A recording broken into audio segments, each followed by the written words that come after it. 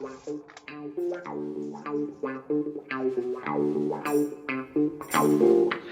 evening, Gary. Good evening, TC, and welcome all to our weekly podcast, The Curran View, Then and Now, with the Isle of Hillsborough, Mr. Terry Curran. And if you're listening free to the first half on either Acast or Spotify, you can follow the links on our socials and access the full podcast via either Apple or become a Patreon, all the w's.patreon.com/SRBmedia, or follow the podcast on Twitter at Curran View, Facebook The Curran View, or on Instagram as well. Thank you so much for your support. It's greatly appreciated. And we've got a few groups as well, TC. We've got the Curran View. We've got World Football 70s and 80s. And we've also got an old group, Football Memories of the Halcyon Days of the 50s, 60s, 70s and 80s, and My Life, My Music. So guys, please get involved with the chat on any of our groups, and we're going to be incorporating the groups a lot more, TC, in this series going forward.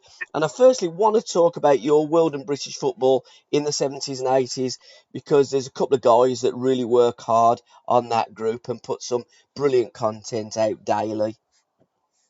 Yeah, Mark Addy, big Leeds fan. Yep. And David Miller, big Barnsley fan.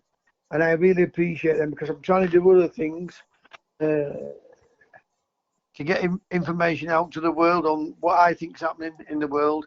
And the Curran View, I'm trying to get things on football on that and keep that up and running, and keeping the public up to date with my thoughts, your thoughts on how they think football is wrong or right. Absolutely, TC. And I think what we're going to do, our Stars of the 70s section, we're going to link that up to world and British football of the 70s and the 80s. And we're going to ask Mark and David to pick a player, and then we'll talk about that star of the 70s.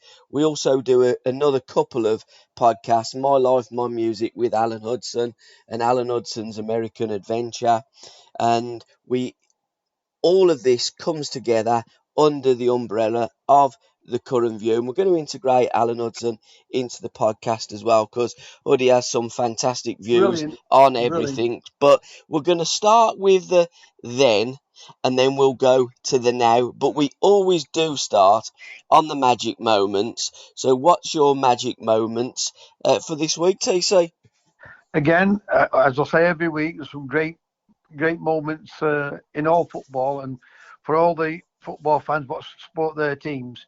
So I hope they don't think I'm biased this week, because I don't mention Sheffield Wednesday a lot, as you know. No, you don't. Yeah. You know, but I thought the ball from Barry Bannon for the first goal, to make up the first goal. I know 2 or 3 other passes in between, but the ball what put him through were an absolutely sublime pass. You never lose that. Your legs may go, but the pass and the tempo of the ball, the vision to play that, to play an opening pass, what cuts open the back four. That was one of them, and I wouldn't say it was a magic moment, but the goal itself was such ferocity and accuracy.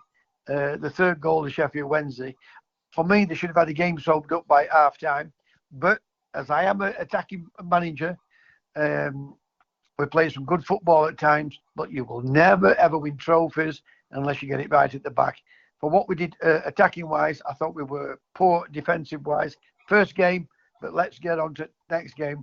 Let's get first 10 games under his belt. That will give us all a good idea of all our teams that we, the fans, support.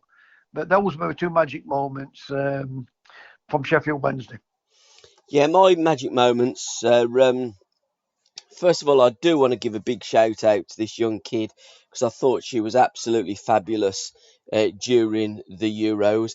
And I am doing a podcast with Alan on Sunday about women's football, about the Lionesses. We have got a game against America coming up, so more about that going forward, and we'll put it all on our socials.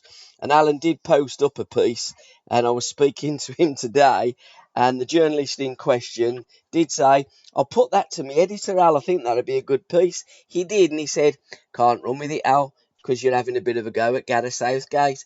It is an absolute media loving. This country is so controlled. It's unbelievable. But more about that next week, because we're going to do that little piece. And when the podcast comes out, it will be on all the platforms. But that little piece will be in the Curran View next week. So watch this space, guys. How bad is it? It's not the country. It ain't Absolutely. America. No. It's the corrupt politicians. Absolutely. And they have been exposed. It's the media per se is totally controlled. The liars. Yeah, the part of the corruption. Absolutely. Come and sue me. And sue me. Absolutely, TC. There's a narrative, and if you don't fit that narrative, they won't print it. So when they do say, why do you think Hudson weren't in England team? Absolutely. Why do you think Charlie George weren't in? Yes. Yeah. I know him. I mean, I know Charlie well because I played with Charlie. Yeah. I didn't know Stan Bowles well. I knew him, played against him. I didn't know Alan Hudson, but one of my idols, I'm not a midfield player, but one of my idols, along with Alan Ball, Tony Curran, Frank Worthington. Why did they play? It's a load of rubbish about being Mavericks, because those Mavericks may have opened that door up to help England win a major trophy, right? This has always been, and it's all been exposed now. I'm so pleased for the women's football, but there even may be something in there, because all of a sudden the women's football in England has come from nowhere to win a major trophy. How has it happened? Yes, I'm not daft. I watch football. I watched majority of those games, and they played exceptionally well. But the other team, for some unknown reason, didn't play as well as what they can do. That can happen. It can happen. And there's nobody more pleased than me that England has won a major trophy. I do like Phil Neville. I like Gary Neville, right? But the Dutch manager, yeah, brilliant, right? What a transformation! It's either a transformation or there's something amiss here, but because we've come from nowhere, to win a European Championship. And I'm like you, Gabby. I'm good at a lot of footballers, and Simon Stavord, he always has a go at me for liking women's football. Technically, they're as good as a lot of the men. I'll tell you that now. Correct. Physically, they're not, and Correct. It's not as quick game. Yeah. And I don't want to pick out certain individuals, but the women's goalkeepers are not as good as the men goalkeepers. Yeah. The men's football goalkeepers. Please don't take that the wrong way. I'm trying to be trying to give constructive criticism. Yep. Right. But I was as pleased for England as I would be if the men won the team, or whether Brazil win a team or the Germans win, because I like to see attacking football. I like to see beautiful football. But I'm like you. I will give these women the utmost respect, because it's fetched some joy back into a depressing time in this country. Absolutely, Tisa. And just touching upon the goalkeepers, I think the biggest problem with the female goalkeepers are that they are a lot smaller than the male counterparts. Yes. And they have said for some time, let's have shrunken goals. Yeah, I'm sorry for it, 100%. And I wasn't even thinking about that way, because a big man makes the goals look smaller. So I do apologise to the goalkeepers in that respect. Absolutely, Tisa.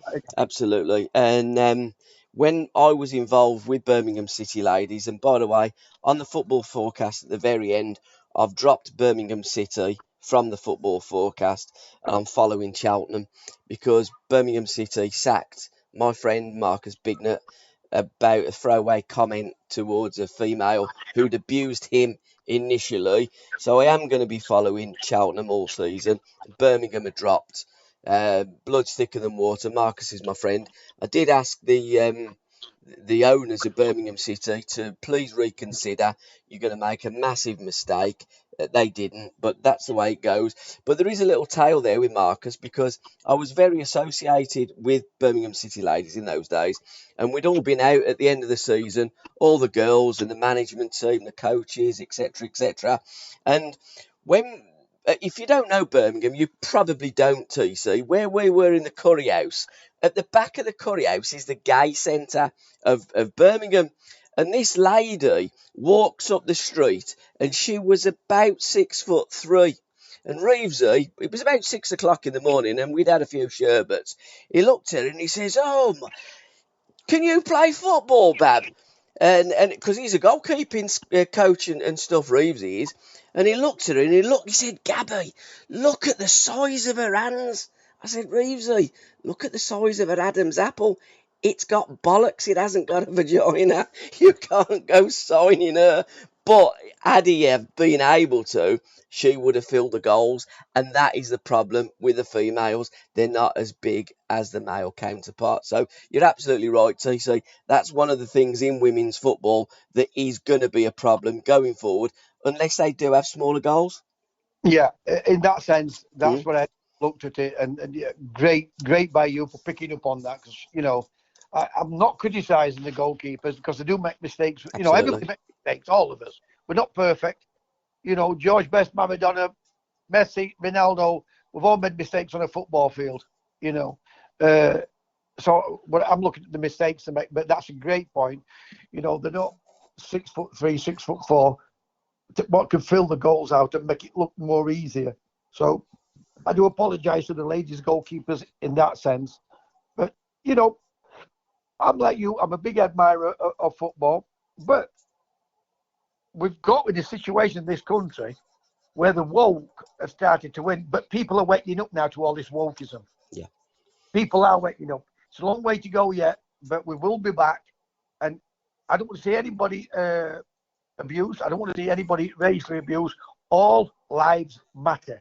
All lives matter for all of us. 100%. 100%, All of them. TC. Not one, not other. That you can't say this, but you can call me a white supremacy or something.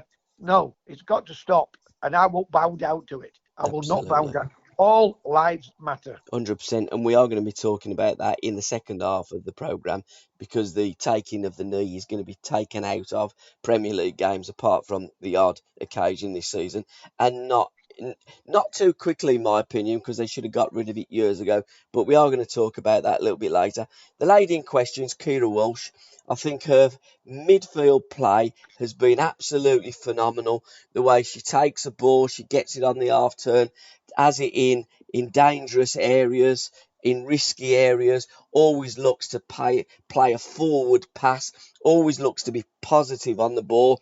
And she is one that I am going to be talking to Alan Hudson about, because Uddy was an absolute, as we know, maestro of the midfield player. And I thought that her pass in the final for Ella Toone to score that goal was absolutely sublime. So that is one of my magic moments. Russo's back heel in the semi-final against Sweden was phenomenal, and I think it just shows you what idiots they are these days that do the interviews, because they asked her, what did her thoughts about that goal, and she said, "Well, I just back-heeled it. I didn't know whether it was going to go in the back of the net or not." Absolutely spot on, Bab. You do things on a football pitch that you don't know if they're going to come off or not, but you do them instinctively. And I think the biggest problem in these days with these muppets with microphones, they've never played the game at any level, they don't understand it. And well done to the ladies. And finally, I did have three. Kuko Mohammed's goal for Ajax versus PSV. He's pulled it down on his thigh and he's on the half volley, he's put it in the onion bag, and that looked a great game. I was watching that in a bar, the Casablanca bar in Kusadasi, and it was one of those goals, TC. I've gone, what a goal! Them are the goals I love, moments of magic. Yeah, all that is 100% right, because choose who you are. When it's the girl what took a top off. Yes, yeah. Yeah, a lot of people will turn around and say that were done for publicity. Don't be stupid. I'm not saying the wrong, and I'm not saying the right. What I'm saying is this: I don't give a damn who you are. You could be Queen Elizabeth. You could be Ayatollah Khomeini. You scored a goal, right, in a normal game, but scored a goal in the European final. You get that rush of blood to your head. People say to you, "Why do you do things like that when you score goals?" And all I can say to them, score a goal in a big match, score a goal, which I am in a European final or a World Cup final, and see what you do. It's very few and far between can keep that coolness in such circumstances as scoring an important goal. Fantastic, absolutely brilliant. No, I'm not bothered about seeing a breast one little bit, and I'm a man. Yeah. Right? I watched her and the reaction to it, and it was fantastic, absolutely fantastic. So you're absolutely spot on, because it doesn't matter what level that you play in a final. I was lucky enough when I was a kid to score a few goals in cup finals, and they are different to any other goal that you've ever scored. I remember the first goal that I ever scored in a cup final. I was probably about 10, and that euphoria, and then for my Sunday team, I was probably about 11, and I scored it, and I can still remember I can't remember much about the game, but I can remember the excitement of scoring a goal. You feel as though you can jump over the moon, and I think unless you've actually played football at any level, you just don't understand that, and I think that's the problem. There are so many people that are in the media that have got degrees that have never, they were probably the last kid to be lined up to get picked, and they have not got an idea about football. This is where the people can now say that I don't agree with you if I say I don't think you're right on that. Okay. The only reason why I don't think you're right on it, I know where you're coming from. Yeah. I know where you're coming from, because they are paid to say what the authorities want them to say. And that's why I only disagree with you. You're right what you're saying. Yeah. They look, there's a lot of people on this TV what should not be on it. I have nothing against them. They're getting paid to say what, these woke people or what they're trying to do with taking over this world, right? So I'm not disagreeing with you. What I'm saying is I think you've got a lot of great points in it. That those people, if being used, were on radio talking like that, we get the sack. Absolutely, we wouldn't last 10 minutes. They'd be calling me thick, and I'm not intelligent. I don't need anybody to tell me that. Right? They're calling me thick, typical football. I ain't got a clue what he's talking about. Right? They get paid to ask them questions. They get told to ask them questions. Yeah. Other than that, they'll be out as else will come in it. No, and you're that's spot on. I disagree on you, because we're all waking up to it now, Gabby. We are waking up to it. Yeah, I think you're spot on, TC.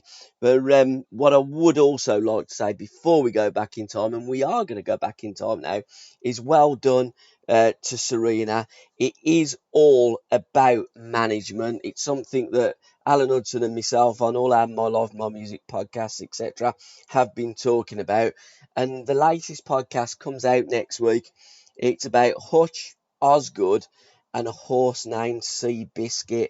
And Alan's just going to now briefly have a quick chat about Seabiscuit and how management changed that horse, and the comparisons that Alan looks at with his career of Waddington picking him up when he was broken and falling out of love with the game of football. So we're just going to indulge in Alan Hudson talking about Seabiscuit for 10 minutes or so. SRBMedia. I didn't know who Seabiscuit was, but he changed the attitude of a nation, didn't he? It's incredible. Well, it's for those who are not into horse racing. I love my horse racing. I'm not a total nutcase about it, but I do. They fascinate. Horses fascinate me. I once had a horse. We rented a horse off Red Hollinshead called My Lifetime Lady, who's the greatest, the only female that broke my heart really when I lost her. And I love watching them on the gallops. I love watching them. They fascinate me. They've got these legs which I don't understand how they carry that much weight on and that they're so honest. They're so brave. They're wonderful animals, and I read about Seabiscuit. I went to Seabiscuit Day in Santa Anita when I come out of hospital, and I followed the story, see the film, and yeah, the story was so much like what happened to me with Tony, because it was a horse. It was in the Depression, wasn't it? Wall Street had crashed. The jockeys fire. Everybody had gone skint apart from the certain ones who were fortunate. And unbeknown to anyone, this you couldn't plan it. Again, like you couldn't plan what me and Tony coming together. It was just unseen what Tony done. How he paid so much money for me when I was broken down, and paid a record fee for a player that was out of form and falling out of love with the game and going nowhere. And he sees something in me like Tom Smith seeing Seabiscuit, and he said in the film that the fella that spoke, the narrator, he said that Tom Smith they looked through each other, him and the horse. They walked the horse through the dark in a training session, and he caught it was on film. He looked at him and he told Charles Howard, the man with the money. He says, I think we should buy this horse. And he said, but the horse is broken down. He says, I can fix it. And he fixed him, and he got his confidence back, because it was a top-rated horse as a young horse, and he got injured. And then what happened was, it was much like me again. I got injured and I got ignored. I got pushed into the background, and no treatment and lack of treatment. So I fell out with a manager. I fell out with 2 managers over it. And this can happen. And Seabiscuit could have so easily just been forgotten. That they put it in races that were worth like £100 races, and it went on to win the £1 million race. All because of this one man that saved him. And it was Seabiscuit. Is such an inspiration. And it gives, as Charles Howard said, if a horse can do this to our nation, then our nation can pick itself up, because a little horse like this has proved that he can beat Man of War, who was a massive horse. It was an unbeatable horse. Well, he proved that it wasn't. This little horse who got it, he was brought back to life. He got fit again, and he broke his leg again.